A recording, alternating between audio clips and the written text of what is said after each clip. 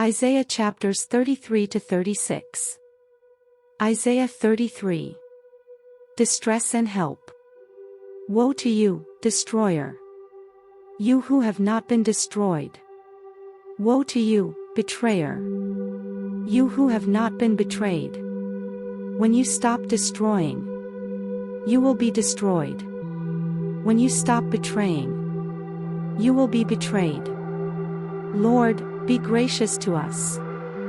We long for you. Be our strength every morning, our salvation in time of distress. At the uproar of your army, the peoples flee. When you rise up, the nations scatter. Your plunder, O nations, is harvested as by young locusts. Like a swarm of locusts, people pounce on it. The Lord is exalted, for he dwells on high. He will fill Zion with his justice and righteousness. He will be the sure foundation for your times, a rich store of salvation and wisdom and knowledge. The fear of the Lord is the key to this treasure. Look, their brave men cry aloud in the streets. The envoys of peace weep bitterly. The highways are deserted. No travelers are on the roads. The treaty is broken. Its witnesses are despised. No one is respected. The land dries up and wastes away. Lebanon is ashamed and withers. Sharon is like the Arabah. And Bashan and Carmel drop their leaves. Now will I arise, says the Lord. Now will I be exalted. Now will I be lifted up. You conceive chaff. You give birth to straw. Your breath is a fire that consumes you. The peoples will be burned to ashes. Like cut thorn bushes they will be set ablaze. You who are far away, hear what I have done. You who are near, acknowledge my power. The sinners in Zion are terrified. Trembling grips the godless. Who of us can dwell with the consuming fire? Who of us can dwell with everlasting burning? Those who walk righteously and speak what is right, who reject gain from extortion and keep their hands from accepting bribes, who stop their ears against plots of murder and shut their eyes against contemplating evil. They are the ones who will dwell on the heights, whose refuge will be the mountain fortress. Their bread will be supplied, and water will not fail them.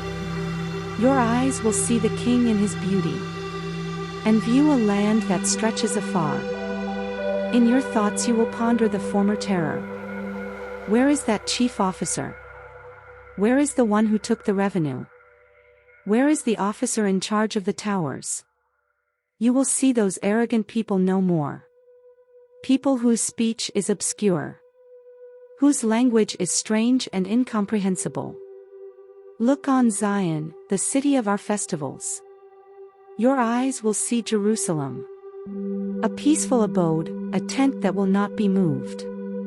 Its stakes will never be pulled up, nor any of its ropes broken. There the Lord will be our mighty one. It will be like a place of broad rivers and streams. No galley with oars will ride them. No mighty ship will sail them. For the Lord is our judge. The Lord is our lawgiver. The Lord is our King. It is he who will save us. Your rigging hangs loose. The mast is not held secure. The sail is not spread. Then an abundance of spoils will be divided, and even the lame will carry off plunder. No one living in Zion will say, I am ill. And the sins of those who dwell there will be forgiven. Isaiah 34. Judgment against the nations. Come near, you nations, and listen. Pay attention, you peoples. Let the earth hear, and all that is in it. The world, and all that comes out of it. The Lord is angry with all nations. His wrath is on all their armies. He will totally destroy them. He will give them over to slaughter. Their slain will be thrown out. Their dead bodies will stink. The mountains will be soaked with their blood. All the stars in the sky will be dissolved, and the heavens rolled up like a scroll. All the starry host will fall, like withered leaves from the vine, like shriveled figs from the fig tree.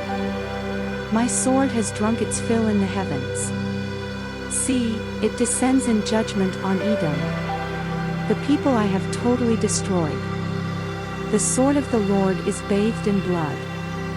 It is covered with fat, the blood of lambs and goats, fat from the kidneys of rams. For the Lord has a sacrifice in Bozrah, and a great slaughter in the land of Edom. And the wild oxen will fall with them, the bull calves and the great bulls. Their land will be drenched with blood, and the dust will be soaked with fat. For the Lord has a day of vengeance, a year of retribution, to uphold Zion's cause. Edom's streams will be turned into pitch, her dust into burning sulfur. Her land will become blazing pitch. It will not be quenched night or day. Its smoke will rise forever. From generation to generation it will lie desolate.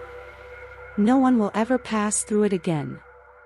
The desert owl and screech owl will possess it. The great owl and the raven will nest there. God will stretch out over Edom the measuring line of chaos, and the plumb line of desolation. Her nobles will have nothing there to be called a kingdom. All her princes will vanish away. Thorns will overrun her citadels, nettles and brambles her strongholds. She will become a haunt for jackals, a home for owls. Desert creatures will meet with hyenas, and wild goats will bleat to each other. There the night creatures will also lie down, and find for themselves places of rest. The owl will nest there and lay eggs.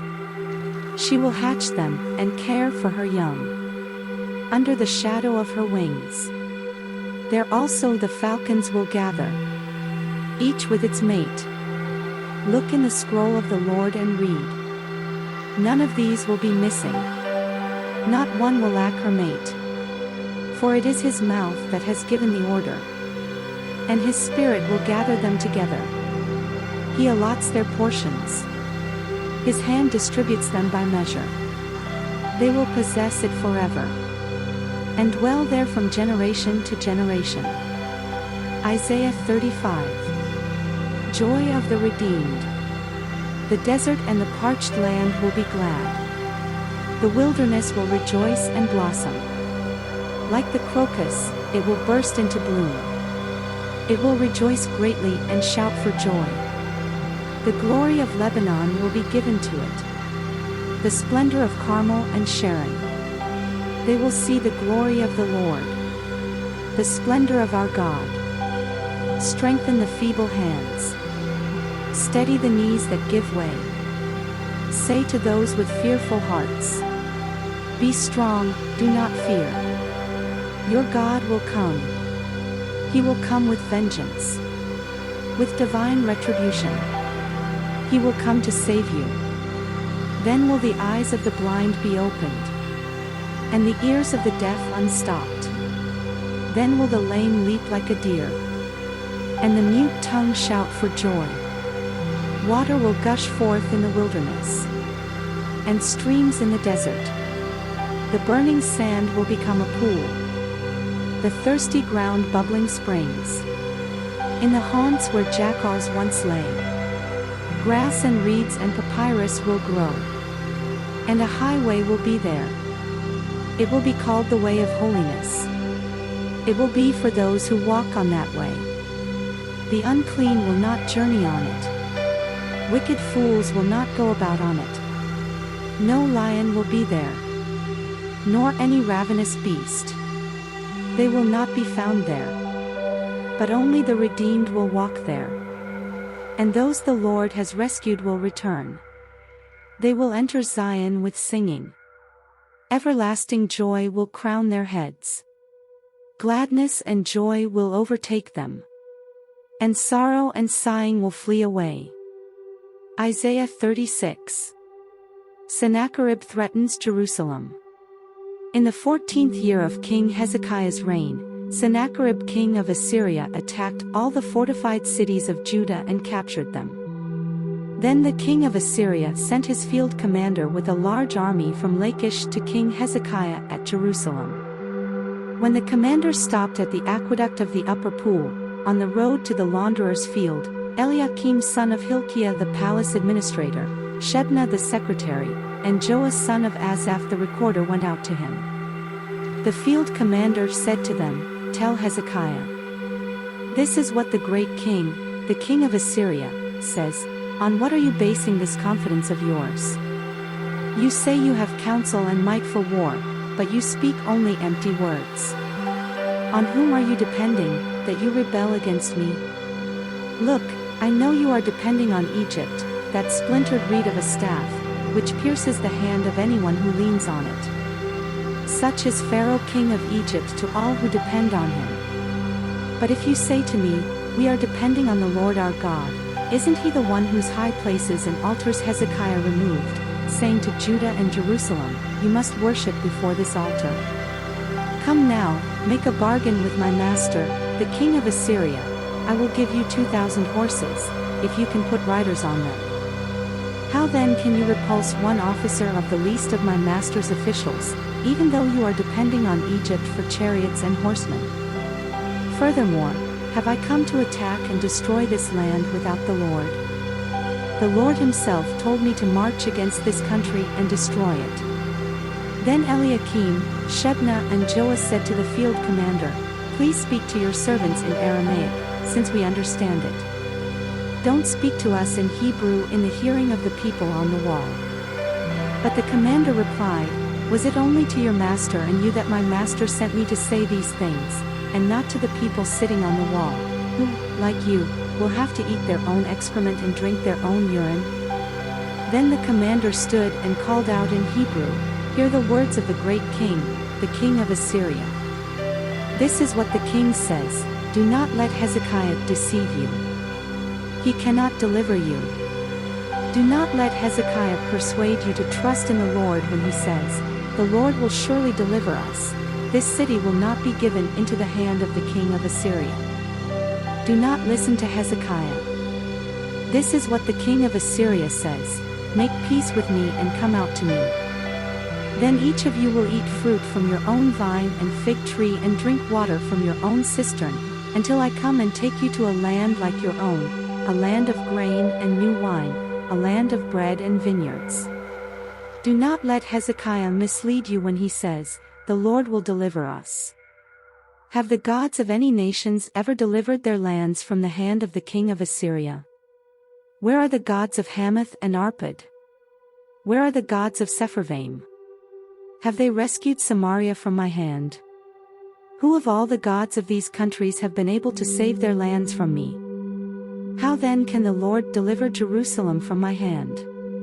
But the people remained silent and said nothing in reply, because the king had commanded, do not answer him. Then Eliakim son of Hilkiah the palace administrator, Shebna the secretary and Joah son of Asaph the recorder went to Hezekiah, with their clothes torn, and told him what the field commander had said.